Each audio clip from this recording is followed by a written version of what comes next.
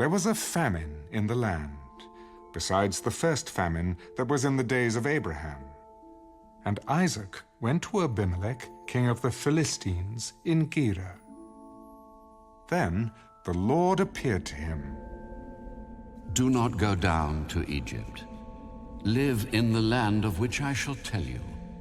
Dwell in this land, and I will be with you and bless you. For to you and your descendants I give all these lands. And I will perform the oath which I swore to Abraham, your father. And I will make your descendants multiply as the stars of heaven. I will give to your descendants all these lands. And in your seed all the nations of the earth shall be blessed, because Abraham obeyed my voice, and kept my charge, my commandments, my statutes, and my laws. So Isaac dwelt in Gerar. And the men of the place asked about his wife. And he said, She is my sister. For he was afraid to say, She is my wife. because he thought, Lest the men of the place kill me for Rebekah, because she is beautiful to behold.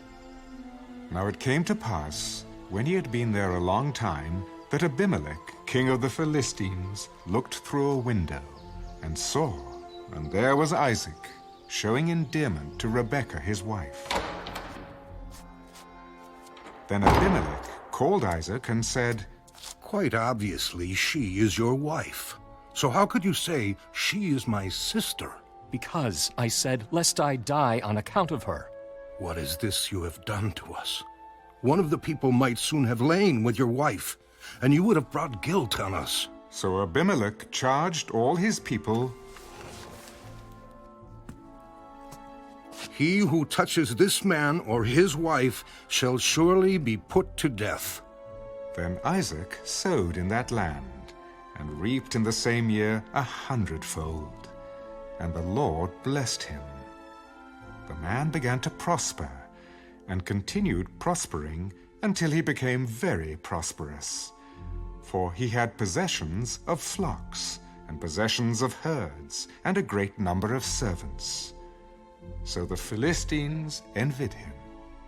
Now the Philistines had stopped up all the wells which his father's servants had dug in the days of Abraham his father, and they had filled them with earth. And Abimelech said to Isaac, Go away from us, for you are much mightier than we. Then Isaac departed from there, and pitched his tent in the valley of Gerar, and dwelt there. And Isaac dug again the wells of water which they had dug in the days of Abraham his father, for the Philistines had stopped them up after the death of Abraham. He called them by the names which his father had called them. Also Isaac's servants dug in the valley, and found a well of running water there. But the herdsmen of Gerar quarreled with Isaac's herdsmen. The water is ours. So he called the name of the well Esek, because they quarreled with him. Then they dug another well, and they quarreled over that one also. So he called its name Sitnah. And he moved from there and dug another well, and they did not quarrel over it. So he called its name Rehoboth, because he said, For now the Lord has made room for us, and we shall be fruitful in the land. Then he went up from there to Beersheba, and the Lord appeared to him the same night and said, I am the God of your father Abraham. Do not fear, for I am with you. I will bless you and multiply your descendants for my servant Abraham's sake. So he built an altar there, and called on the name of the Lord. And he pitched his tent there, and there Isaac's servants dug a well. Then Abimelech came up from Gerar with Ahuzzath, one of his friends, and Phicol, the commander of his army. And Isaac said to them, Why have you come to me, since you hate me and have sent me away from you? We have certainly seen that the Lord is with you. So we said, Let there now be an oath between us, between you and us, and let us make a covenant with you, that you will do us no harm, since we have not touched you, and since we have done nothing to you but good, and have sent you away in peace. You are now the blessed of the Lord. So he made them a feast, and they ate and drank. Then they arose early in the morning and swore an oath with one another. And Isaac sent them away, and they departed from him in peace. It came to pass the same day that Isaac's servants came and told him about the well which they had dug. We have found water. So he called it Sheba. Therefore the name of the city is Beersheba to this day. When Esau was 40 years old, he took as wives Judith, the daughter of Beeri the Hittite, and Basemath, the daughter of Elon the Hittite. And they were a grief of mind to Isaac and Rebekah.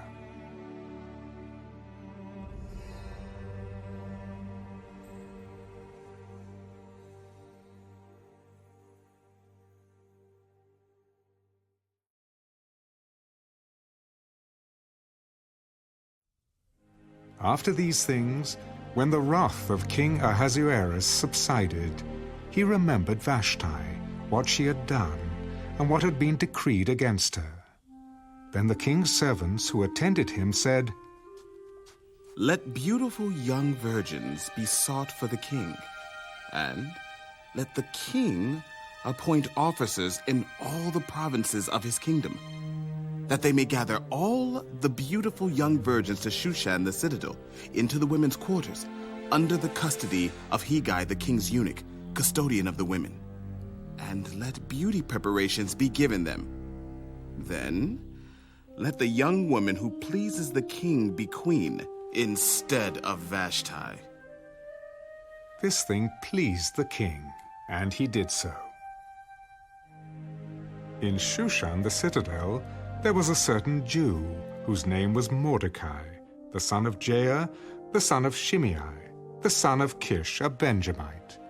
Kish had been carried away from Jerusalem with the captives who were being captured with Jeconiah, king of Judah, whom Nebuchadnezzar, the king of Babylon, had carried away. And Mordecai had brought up Hadassah, that is, Esther, his uncle's daughter, for she had neither father nor mother. The young woman was lovely and beautiful.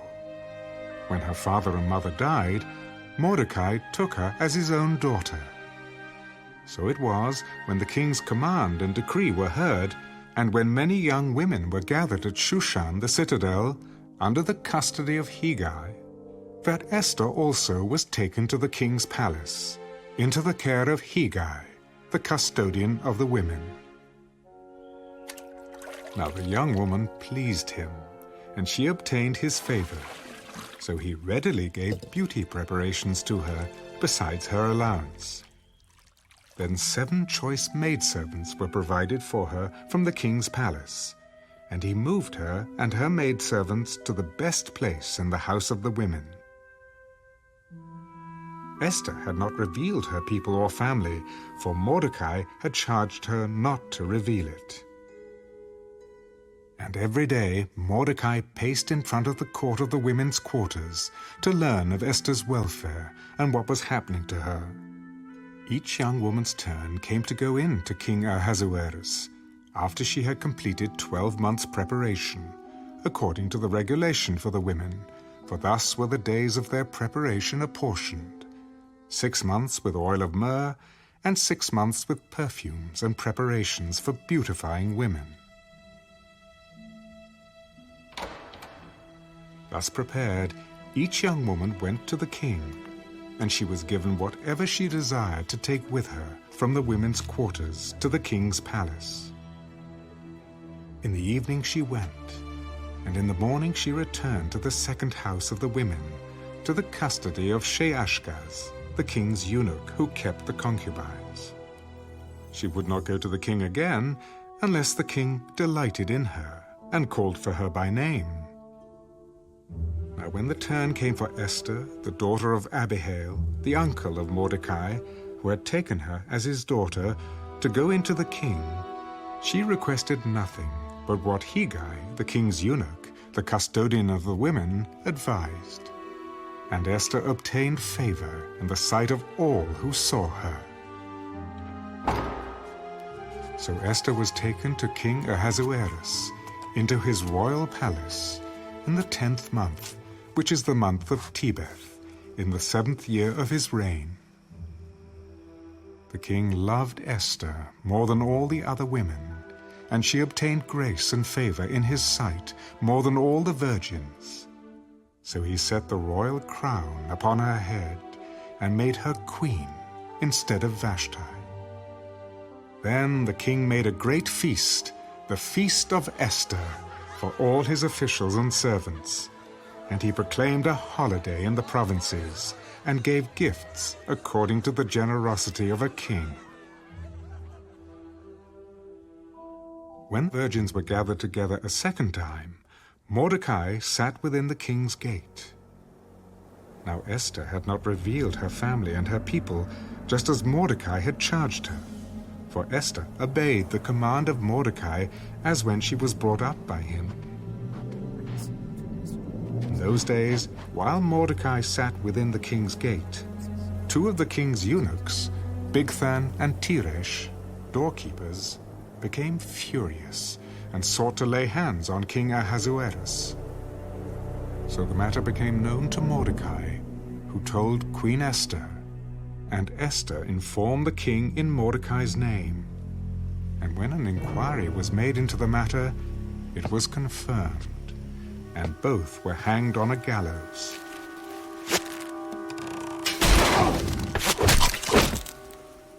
And it was written in the book of the Chronicles, in the presence of the king.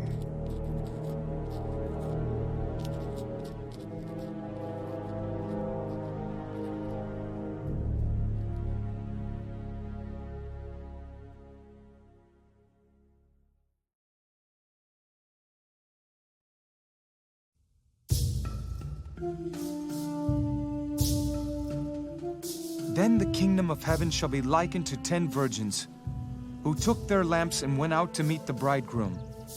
Now 5 of them were wise, and 5 were foolish. Those who were foolish took their lamps and took no oil with them, but the wise took oil in their vessels with their lamps. But while the bridegroom was delayed, they all slumbered and slept. And at midnight a cry was heard, "Behold, the bridegroom is coming. Go out to meet him." Then all those virgins arose and trimmed their lamps. And the foolish said to the wise, "Give us some of your oil, for our lamps are going out." But the wise answered, saying, "No, lest there should not be enough for us and you. But go rather to those who sell, and buy for yourselves."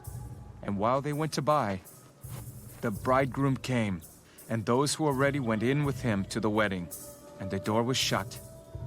Afterward, the other virgins came also, saying, "Lord, Lord, open to us." But he answered and said, "Assuredly, I say to you, I do not know you. Watch therefore, for you know neither the day nor the hour in which the Son of Man is coming. For the kingdom of heaven is like a man traveling to a far country, who called his own servants and delivered his goods to them.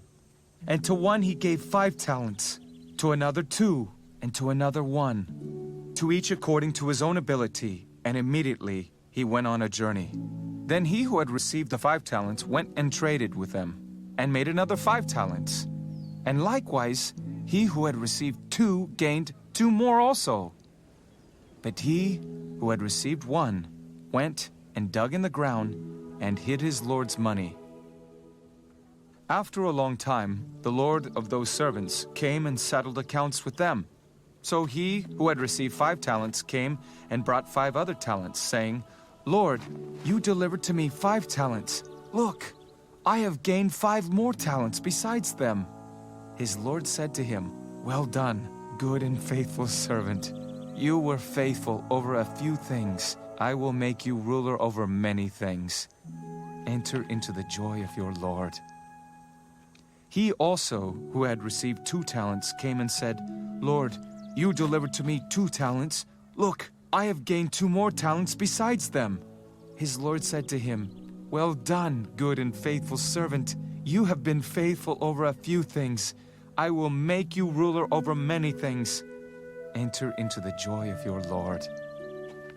Then he who had received the 1 talent came and said, "Lord, I knew you to be a hard man, reaping where you have not sown, and gathering where you have not scattered seed. And I was afraid, and went and hid your talent in the ground. Look, there you have what is yours." But his Lord answered and said to him, "You wicked and lazy servant, you knew that I reap where I have not sown, and gather where I have not scattered seed. So you ought to have deposited my money with the bankers, and at my coming I would have received back my own with interest. So take the talent from him, and give it to him who has 10 talents. For to everyone who has, more will be given, and he will have abundance. But from him who does not have, even what he has will be taken away. And cast the unprofitable servant into the outer darkness. There will be weeping and gnashing of teeth." When the Son of Man comes in his glory, and all the holy angels with him, then he will sit on the throne of his glory. All the nations will be gathered before him, and he will separate them one from another, as a shepherd divides his sheep from the goats. And he will set the sheep on his right hand, but the goats on the left. Then the king will say to those on his right hand, "Come, you blessed of my Father, inherit the kingdom prepared for you from the foundation of the world. For I was hungry, and you gave me food. I was thirsty, and you gave me drink. I was a stranger, and you took me in. I was naked, and you clothed me. I was sick, and you visited me. I was in prison, and you came to me." Then the righteous will answer him, saying, "Lord, when did we see you hungry and feed you, or thirsty and give you drink? When did we see you a stranger and take you in, or naked and clothe you? Or when did we see you sick or in prison and come to you?" And the king will answer and say to them, "Assuredly, I say to you, inasmuch as you did it to one of the least of these, my brethren, you did it to me." Then he will also say to those on the left hand, "Depart from me, you cursed, into the everlasting fire prepared for the devil and his angels. For I was hungry, and you gave me no food. I was thirsty, and you gave me no drink. I was a stranger, and you did not take me in, naked, and you did not clothe me, sick, and in prison, and you did not visit me."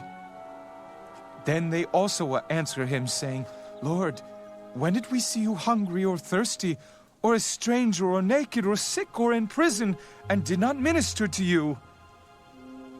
Then he will answer them, saying, "Assuredly, I say to you, inasmuch as you did not do it to one of the least of these, you did not do it to me." And these will go away into everlasting punishment, but the righteous into eternal life.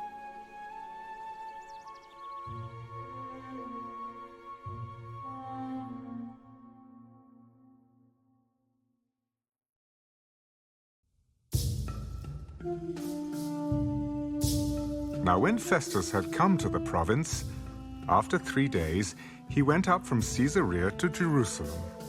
Then the high priest and the chief man of the Jews informed him against Paul. And they petitioned him, asking a favor against him, that he would summon him to Jerusalem, while they lay in ambush along the road to kill him.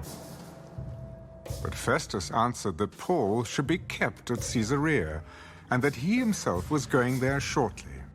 Therefore, Let those who have authority among you go down with me and accuse this man, to see if there is any fault in him. And when he had remained among them more than 10 days, he went down to Caesarea. And the next day, sitting on the judgment seat, he commanded Paul to be brought. When he had come, the Jews who had come down from Jerusalem stood about and laid many serious complaints against Paul, which they could not prove, while he answered for himself, Neither against the law of the Jews, nor against the temple, nor against Caesar have I offended in anything at all. But Festus, wanting to do the Jews a favor, answered Paul, Are you willing to go up to Jerusalem and there be judged before me concerning these things? I stand at Caesar's judgment seat, where I ought to be judged. To the Jews I have done no wrong, as you very well know. For if I am an offender, or have committed anything deserving of death, I do not object to dying. But if there is nothing in these things of which these men accuse me, no one can deliver me to them. I appeal to Caesar. Then Festus, when he had conferred with the council, answered, You have appealed to Caesar? To Caesar you shall go. And after some days, King Agrippa and Bernice came to Caesarea to greet Festus. When they had been there many days, Festus laid Paul's case before the king. There is a certain man left a prisoner by Felix, about whom the chief priests and elders of the Jews informed me when I was in Jerusalem, asking for a judgment against him. To them I answered, It is not the custom of the Romans to deliver any man to destruction before the accused meets the accusers face to face, and has opportunity to answer for himself concerning the charge against him. Therefore, when they had come together without any delay, the next day I sat on the judgment seat and commanded the man to be brought in. When the accusers stood up, they brought no accusation against him of such things as I supposed, but had some questions against him about their own religion, and about a certain Jesus who had died, whom Paul affirmed to be alive. And because I was uncertain of such questions, I asked whether he was willing to go to Jerusalem and there be judged concerning these matters. But when Paul appealed to be reserved for the decision of Augustus, I commanded him to be kept till I could send him to Caesar. I also would like to hear the man myself. Tomorrow you shall hear him. So the next day, when Agrippa and Bernice had come with great pomp, and had entered the auditorium with the commanders and the prominent men of the city, at Festus' command, Paul was brought in. And Festus said, King Agrippa and all the men who are here present with us, you see this man about whom the whole assembly of the Jews petitioned me, both at Jerusalem and here, crying out that he was not fit to live any longer. But when I found that he had committed nothing deserving of death, and that he himself had appealed to Augustus, I decided to send him. I have nothing certain to write to my lord concerning him. Therefore I have brought him out before you, and especially before you, King Agrippa, so that after the examination has taken place, I may have something to write. For it seems to me unreasonable to send a prisoner and not to specify the charges against him.